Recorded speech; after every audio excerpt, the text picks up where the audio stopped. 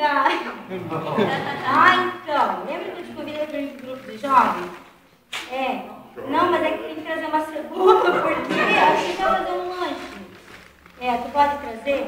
Não, a gente vai fazer uma festa, né? O grupo de jovens queria te convidar. Lembra que eu te convidei, né?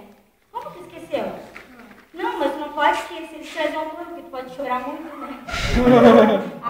Alergia, eu sei bem como que é isso. A gente sofre bastante que tem alergia. Então, tu vem ou não vem? Tá, não. Tu tá me devendo uma tampinha de refrigerante, né? Lembra disso? Não vai esquecer também, né? Fica com mais isso. Não, teu programa tá show. Todo mundo gosta do teu programa. Apesar que tem gente que puder jogar extrato de tomate na tua cara, né, amiga? Não tô brincando. Tá, isso vem? Então tá, vem com aquela roupa bem show de bola, tá? Que isso? Esqueci. O Web.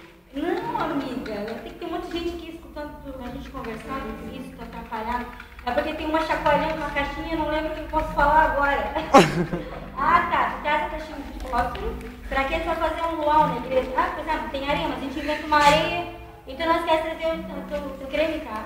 É porque tu tem micose, tu lembra? Tu me contou que tem micose. Então, o creme é pra passar no pezinho. Ele vai ter uma areia falsa na igreja. Pra gente inventar um luau. Daí se tu falar demais, tu vai fechar tua boca e não fica querendo. Não, verdade. Não, mesmo tem um monte de jovem, guria. Não se preocupa não, boba. Tá, pode deixar.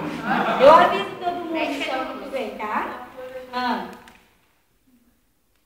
Tá com fome? Tá de comer pão? Por quê? Fica de comida lá, não